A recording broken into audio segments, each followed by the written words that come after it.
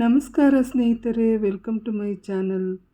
ಚೆನ್ನಮ್ಮ ಗೌಡ ಅವರ ಅಂತಿಮ ಸಂಸ್ಕಾರವನ್ನು ಸಕಲ ಸರ್ಕಾರಿ ಗೌರವಗಳೊಂದಿಗೆ ನೆರವೇರಿಸಿದ್ದಕ್ಕಾಗಿ ಅವರ ಹಿರಿಯ ಪುತ್ರ HD ಬಾಲಕೃಷ್ಣ ಗೌಡ ಅವರು CM DK ಶಿವಕುಮಾರ್ ಅವರಿಗೆ ಧನ್ಯವಾದ ಪತ್ರ ಬರೆದಿದ್ದಾರೆ.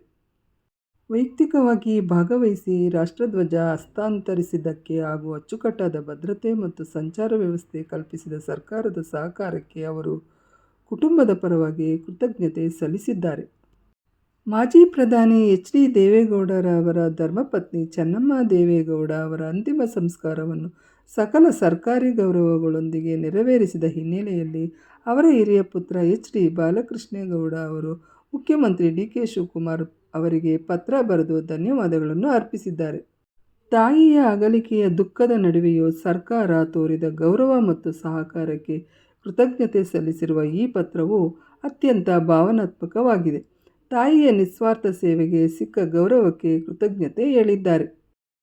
ಪತ್ರದಲ್ಲಿ ಭಾವನಾತ್ಮಕವಾಗಿ ಬರೆದಿರುವ HD ಬಾಲಕೃಷ್ಣ ಗೌಡ ಅವರು, ನನ್ನ ತಾಯಿ ದಿವಂಗತ ಚೆನ್ನಮ್ಮ ದೇವೇಗೌಡ ಅವರಿಗೆ ಸಕಲ ಸರ್ಕಾರಿ ಗೌರವಗಳನ್ನು ನೀಡುವ ಮೂಲಕ ಗೌರವ ಸಲ್ಲಿಸಿದ ಸರ್ಕಾರದ ನಿರ್ಧಾರಕ್ಕೆ ನನ್ನ ಕುಟುಂಬದ ಪರವಾಗಿ ಹೃತ್ಪೂರ್ವಕ ಕೃತಜ್ಞತೆಗಳನ್ನು ಸಲ್ಲಿಸುತ್ತೇನೆ.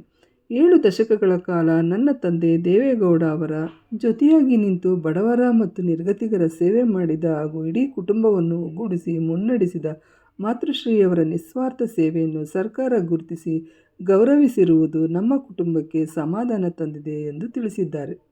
ಅಂತಿಮ ವಿಧಿವಿಧಾನದ ಸಂದರ್ಭದಲ್ಲಿ ಮುಖ್ಯಮಂತ್ರಿ DK ಶಿವಕುಮಾರ್ ಅವರ ಉಪಸ್ಥಿತಿಯನ್ನು ಸ್ಮರಿಸಿರುವ ಬಾಲಕೃಷ್ಣೇಗೌಡರು, ಅಂತಿಮ ಸಂಸ್ಕಾರದ ಸಮಯದಲ್ಲಿ ತಾವು ವೈಯಕ್ತಿಕವಾಗಿ ಭಾಗವಹಿಸಿ ತಾಯಿಯ ಪಾರ್ಥಿವ ಶರೀರದ ಮೇಲಿದ್ದ ರಾಷ್ಟ್ರಧ್ವಜವನ್ನು ಅತ್ಯಂತ ಗೌರವಪೂರ್ವಕವಾಗಿ ನನ್ನ ತಂದೆ HD ದೇವೇಗೌಡ ಹಾಗೂ ಸಹೋದರ HD ಕುಮಾರಸ್ವಾಮಿ ಅವರಿಗೆ ಹಸ್ತಾಂತರಿಸಿದ ಕ್ಷಣ ಅತ್ಯಂತ ಗೌರವಯುತವಾಗಿತ್ತು ಎಂದು ಕೃತಜ್ಞತೆ ಸಲ್ಲಿಸಿದ್ದಾರೆ.